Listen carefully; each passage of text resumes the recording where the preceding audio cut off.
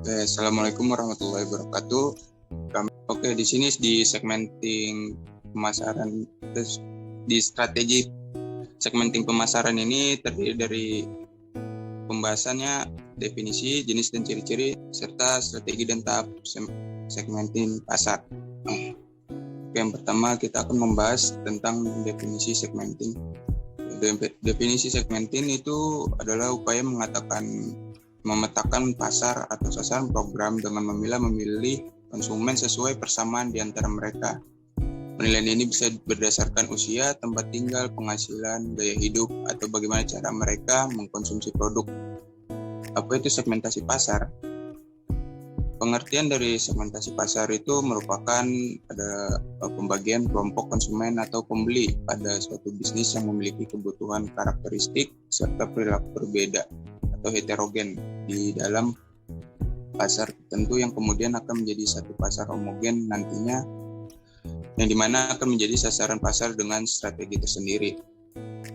Segmentasi pasar ini juga merupakan strategi pemasaran suatu perusahaan untuk mengenal minat suatu kebutuhan konsumen di suatu market yang menciptakan produk baru yang sesuai dengan minat serta kebutuhan konsumen. Tujuan utama dari segmentasi pasar ini adalah membuat proses pemasaran lebih terarah. Oke, selanjutnya akan dijelaskan oleh rekan saya, Asra. Pada Asra dipersilakan. Yang kedua ada jenis-jenis segmentasi pasar. Jenis-jenis segmentasi pasar itu memasarkan produk pada bisnis yang dijalankan. Perlu mengetahui jenis-jenis segmentasi pasar yang ada saat ini.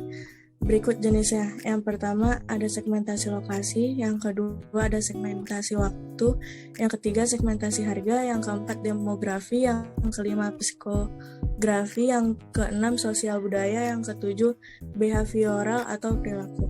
Ciri-ciri segmentasi pasar efektif. Yang pertama adalah terukur atau measurable.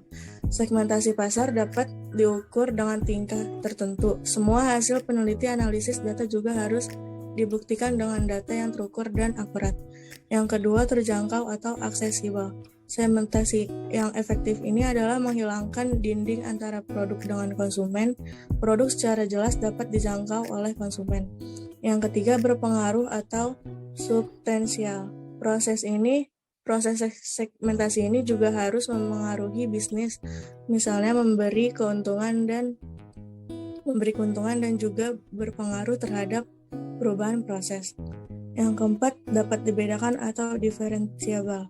Segmentasi pasar yang efektif adalah setiap elemen dalam segmentasi dapat dibedakan secara jelas. Yang terakhir ada realistis atau actionable. Segmentasi yang efektif juga dapat merealisasikan atau mewujudkan rencana bisnis. Yang ketiga, strategi dan tahap segmentasi pasar. Strategi segmentasi pasar. Langkah dalam menentukan segmentasi pasar secara garis besar adalah yang pertama, pengumpulan data. Dengan melakukan penelitian berupa survei, diskusi, dan juga teknik lainnya untuk mendapatkan variabel pada tiap jenis segmentasi. Yang kedua, analisis. Setelah semua data didapat, Anda dapat mengolah data tersebut dan menganalisis hasil dari pengumpulan data yang akan disesuaikan dengan strategi pemasaran. Yang ketiga, penyusunan. Tahap ini adalah mengelompokkan hasil dari analisis dan pada tahap ini hasil akan tersaring. Manakah produk yang sesuai dan juga mana pasar yang sesuai. Selanjutnya akan dibacakan oleh Zuhri. Oke, selanjutnya adalah tahapan segmentasi pasar. Berikut ini merupakan tahapan yang lebih lengkap ya dari segmentasi pasar yang terdiri dari pertama, net consumer. Net consumer itu merupakan menentukan segmentasi berdasarkan bisnis baru sehingga perlu mencari konsumen baru. Yang kedua, fokus consumer. Hal ini biasanya dilakukan untuk mencari konsumen, namun untuk menunjang bisnis yang berkelanjutan. Yang ketiga, supported consumer. Konsumen ini terkait dengan kebutuhan supporting product. Yang tahapan selanjutnya adalah ketahui masalah dan kebutuhan konsumen. Nah, langkah selanjutnya itu mencari tahu semua kebutuhan calon konsumen kita, lalu menyesuaikan dengan produk yang kita jual. Untuk bisa mendapatkan informasinya, kita bisa bertanya langsung kepada calon konsumen atau dengan melakukan serangkaian tes produk. Selanjutnya, kita harus mengetahui perilaku konsumen. Nah, di sini kita dapat memperhatikan bagaimana konsumen menggunakan produk, keadaan sebelum dan sesudah menggunakan produk, dan juga pola tren yang berkaitan dengan produk tersebut.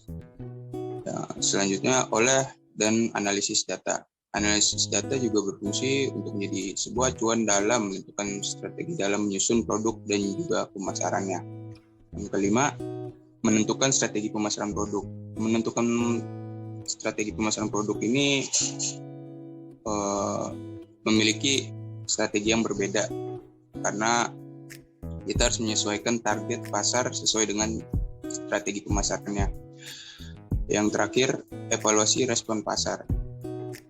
Jika strategi pasar sudah berjalan dan menghasilkan penjualan, kita perlu tahu respon apa nih yang konsumen, terutama kekurangan yang ada di produk kita miliki gitu. Sekian dan terima kasih dari presentasi kami kelompok 1. Mohon maaf jika ada kekurangan. Wabillahi taufiq wal hidayah. Assalamualaikum warahmatullahi wabarakatuh.